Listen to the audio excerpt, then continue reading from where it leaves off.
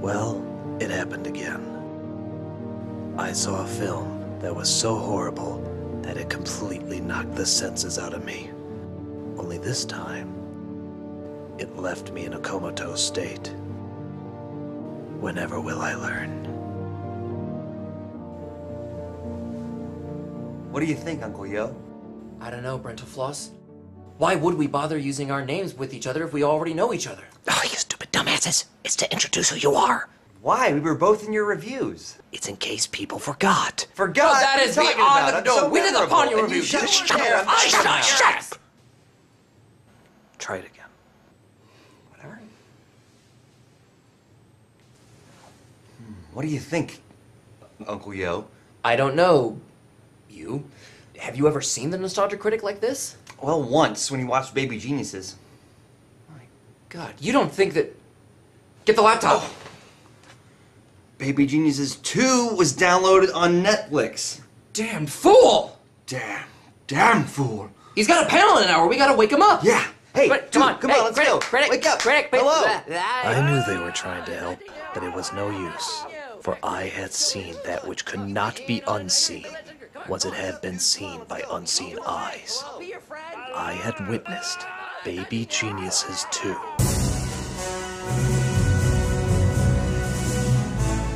The idea alone that the first film was popular enough to warrant a sequel is shocking enough, but the fact that it has an even bigger budget, more effects, and the balls to actually continue a story that nobody outside the disturbed mental ward would want to see continued is enough to send anyone into a comatose state.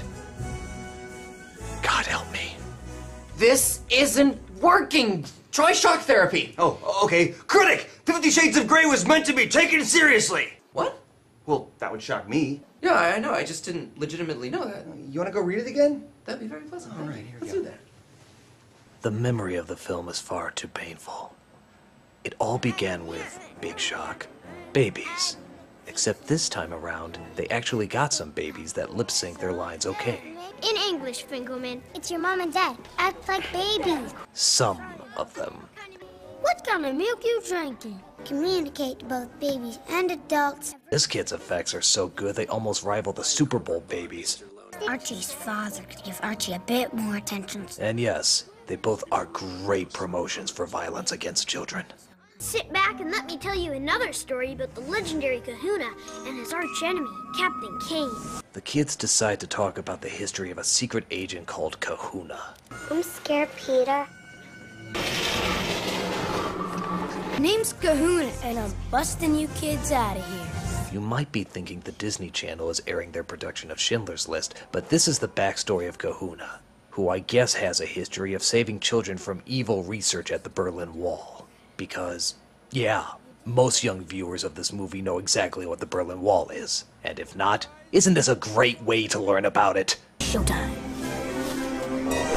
Apparently Kahuna had the power to transform into a 21-year-old stunt gymnast and knew how to rescue children from a bizarre celebrity cameo. It's wonderful what you do here, saving orphan children. I have a soft spot for the gentle laughter of babies. That's John Voight, by the way. I think they got him because Christopher Walken wasn't available. His silliness levels reached spectacular heights of awkward. I don't want this umbrella. Seal off the compound. Good news, I hope. To our work. Ever wonder what Captain Kangaroo would be like as a Nazi? Of course you haven't, but the director feels the need to force this freaky reality on you anyway. Don't I get one last word? That's a little cliché, but I'm intrigued. What is your last word? Duck. Duck is your last word. Shouldn't that technically have been jump instead of duck? Oh well, it's not like the henchmen would do it anyway. Most of their job consists of standing perfectly still while a little person does wire work that even Pinocchio would call dated. One day, I will destroy you if it takes me forever. Yes, I will destroy your ever-proportionate changing body. That's exactly how the Kahuna saved the orphans of East Berlin. Of course, just as they were talking about this guy, he appears years later at their daycare, about to promote a new television network.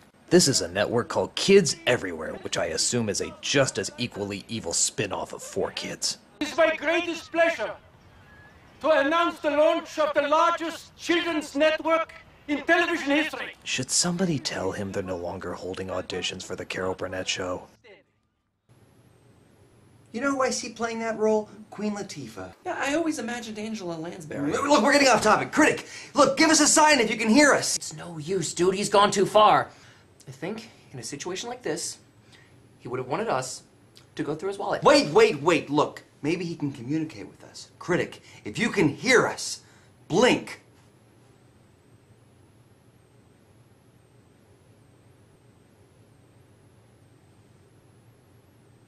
All right, he can hear us. He can hear us. Woo! Do you know what this calls for? What's that? More 50 Shades of Grey. All right.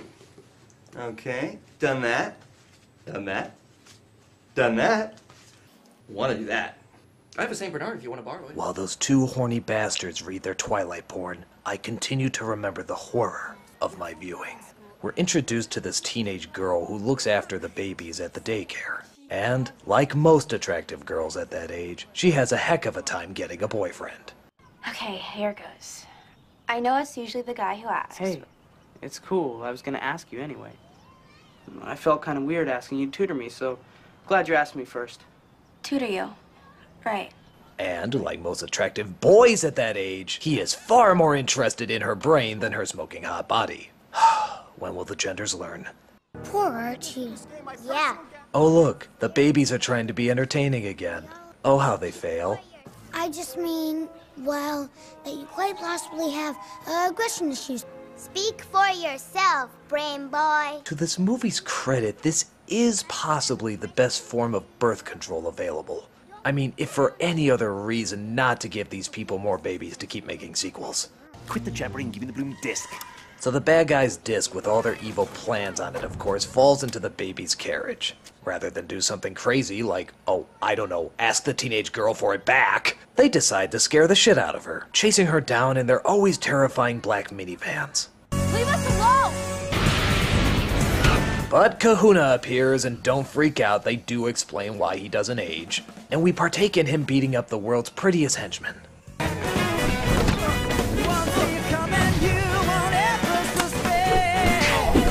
You know, it's funny. At times, the effects in this movie are actually pretty good. And then other times they look like stop-motion Hot Wheels. Who are you? What are you? Come with me if you want to live. No time for small talk. We got a boogie, little lady. Boogie?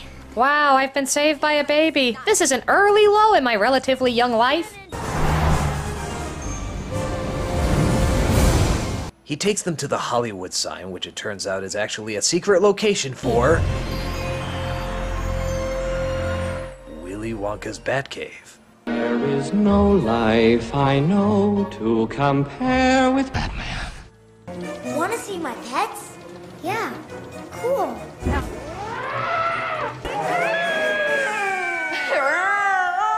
I think by this point the girl has most likely accepted the fact that she's been gassed. How else could she explain scenes like this? Hello, miss. Care to give the old imagination station a go? Nice. Those British accent lessons from Dick Van Dyke really paid off. But at least there is one real person in the cave. A boy, coincidentally the same age as our nanny here. How did you meet Kahuna? Well, he found me in a Russian orphanage. I was alone and scared. My father died and no one knew where my mom was. Why was he there? Oh, he was helping match up parents with their lost kids. He tried but could never find my mom. Don't try to give a valid performance, pal. We both know neither of us are putting this on our resumes. Get a load of this. Apparently there's a machine that exposes every baby's superpower. Archie, your hidden strength is the power of your mind. You are Brain Boy. Quentin Finkelman, you have more strength than you realize. You are Baby Courageous. Rosita, as tough as you are, you have a vast depth of love. You are Cupid Girl. Oh, bullshit! It's bad enough that she's exposed to the Mati syndrome, but it's the girl with the useless emotional power while the boys get all the ones that actually do something. For that matter, am I the only one that finds it interesting that the gifts being given in this movie are brains, heart, and courage? A brain, a heart, a home. The knife. I'm not sure if that's supposed to make the black kid Dorothy or Toto, but either way, I'd be insulted. Speaking of the insulting use of black people. Mr. K. Oh, finally. Listen, I went to the graduation. Remember the kids we got from Thailand? Yeah? My goodness. I'd make a joke about how phoned in this cameo is, but it's literally phoned in. She makes the appearance via camera phone. God, I haven't seen a Whoopi Goldberg call-in cameo this bad since the other Whoopi Goldberg call-in cameo she did. Let's be fair, though, she probably had a lot more important projects she needed to attend to. Like the filming of Theodore fucking Rex. Actually, it turns out that Kahuna has connections that go even higher up than the View cast members. We have the president online. Can you hold for a moment, Mr. President? You know, I would believe at the time that the president was getting his advice from a toddler. Not too far-fetched. Oh crap, the critic's got a panel in like 2 minutes! Stop that! We can't let him wander around the hallways like this! What are we gonna do? Oh, and that's why I showed my balls in Suburban Nights, and once again I deeply apologize for it. Any other questions? What's your favorite review? Oh, that would have to be the Moulin Rouge review with that fantastic Brantorfloss cameo. That man is a genius, you know. Although, on second thought, I do remember having much more fun directing my Ponyo review with that wonderful anime comedian Uncle Yo, that devilish handsome deviant who looks better in a tie than I do, I should point out. No, thinking more clearly about it, I think it is definitely Moulin Rouge. But when I get less retarded momentarily, I remember Ponyo was a far better review, better video, No. looked much better in No, I apologize.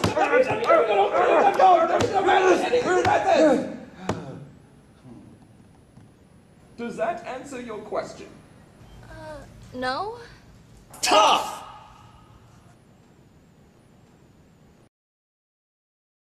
Here's something strange. Believe it or not, they actually give a very detailed backstory to the Kahuna kid. Apparently he drank a formula that his father created that made him super strong and stopped the aging process. Even though clearly he aged a little from the last time we saw him.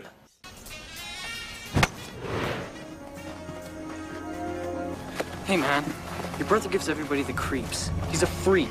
Again, just like most boys growing up, they totally hate the kid who's incredible at sports and has unbelievable strength. This movie so captures the voice of our complex youth. Like how apparently they fall in love despite having known each other for less than 24 hours. Well, I've always said relationships are more shallow the closer you get to Hollywood. Hey, come on, it's better than half the jokes they're putting out. But at least we do figure out Captain K-Guru's evil plan. Hold it there, Zach. That box hooked up to the TV is giving enough power to light up Times Square. If this man wants to conquer the world, what better way than television? Well, there's the internet, water, controlling food supply, air.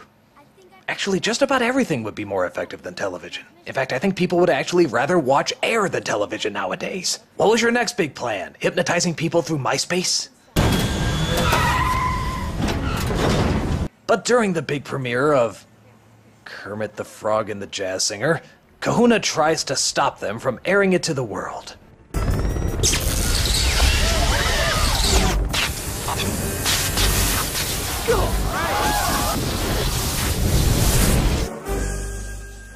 It's all right, ladies and gentlemen. It's okay, I just murdered an innocent child. I have money and an accent, so that's fine. But our heroes tried to tell them what's really going on. Miss Skane, there's some kind of mind control thing on the show. Yo, Bill, bad. Oh, no wonder Angelina Jolie is so messed up. If I had to see that through my childhood, I probably have some issues too. So they put Kahuna in a cage that he could easily just walk out of, but he uses his devices that the henchmen left beside him to break out. God, haven't these morons ever watched Batman? You have to leave the utility belt in another room. Come on, this is comic book logic. Kahuna makes it back to the Scrumdiddlyumptious cave, but the villains follow. I want the disc. You want it? Come and get it. Luckily, Kahuna has the ability to make the disc fly. What? You missed the part where he said he could do that? So did everybody. But the babies activate their superpower baby abilities. God, I hate verbalizing this. And they use their special powers to defeat the henchmen. Heck, we even see what Cupid Girl does. Gotcha. You can run, but you can't hide from Cupid Girl. I love you, man. Give me a hug, you big love. So Cupid Girl's job is to spread the gay, all while forcing them into giant man piles. I guess they're right. Being gay is not a choice. It's a small girl with a magic arrow that forces you against your will to make love to the same gender. Now that's an interesting development, I have to say. But Captain Crowder-Roo still manages to get the disc and uses it to start the countdown of hypnotizing people. I did it!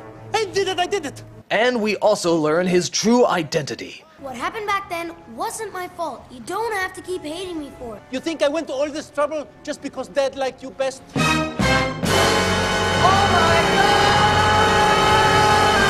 He was actually the older brother of Kahuna. And I'm not gonna lie, that's actually a pretty good twist. I'm not even joking. I really didn't see that coming. And it makes total logical sense. I mean, for baby geniuses too. What doesn't make sense is this. Kids, now! Okay. And stop them. And stop them. And stop them. And stop them. And stop them. And stop them.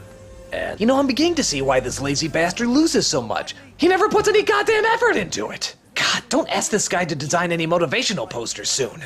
You can do it! Unless you have to climb stairs, in which case you cannot.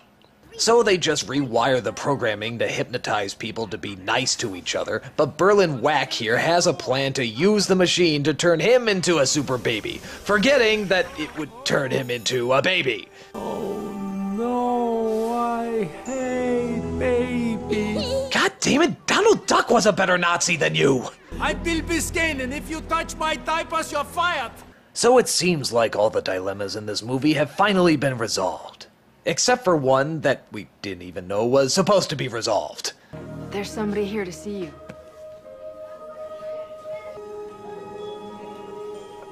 Are you my mother? Mom, this is my friend, Kylie. Hi. Kylie, this is my mother.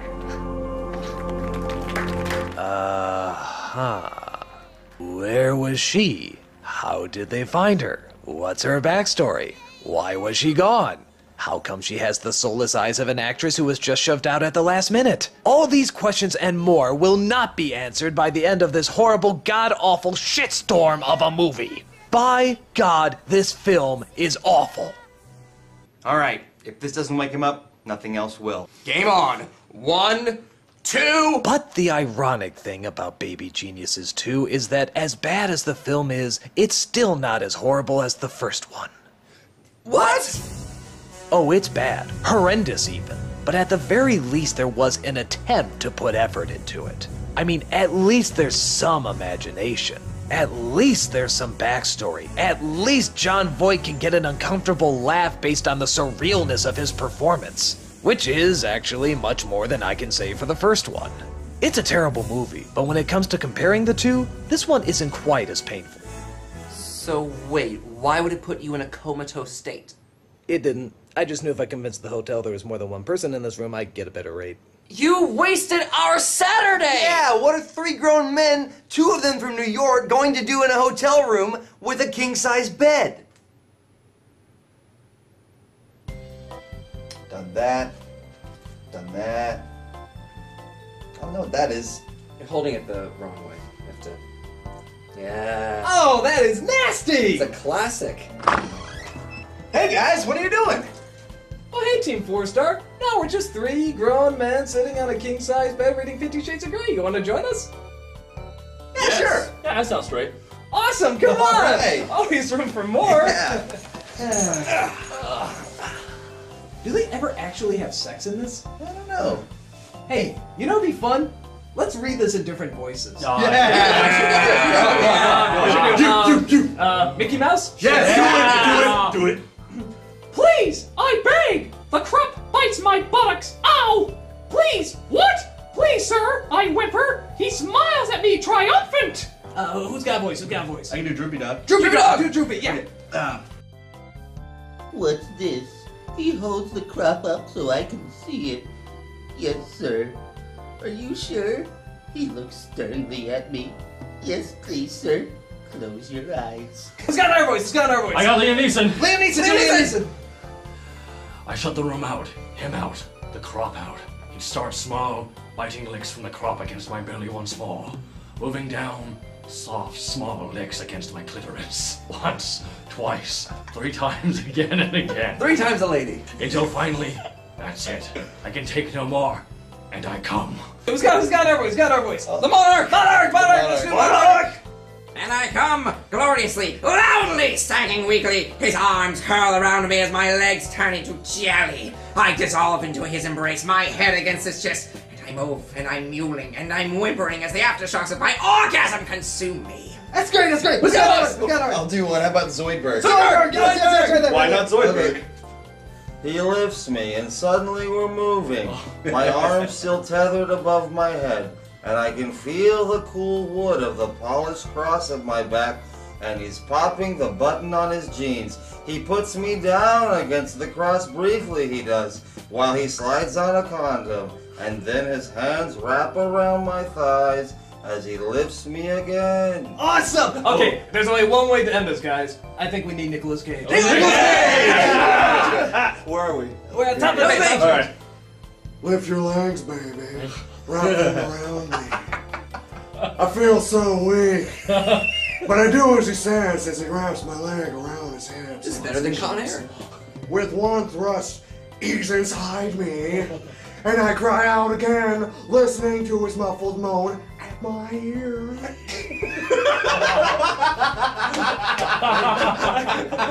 My arms. This is the best party ever.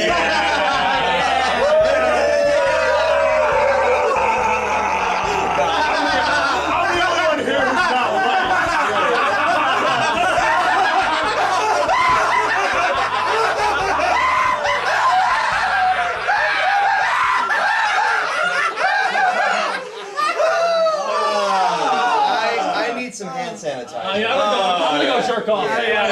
That's great. I call the bathroom. I called the bathroom first. What's Zelko? What's wrong with that? Cross the streams. Oh, you're coming with us, buddy. You're not.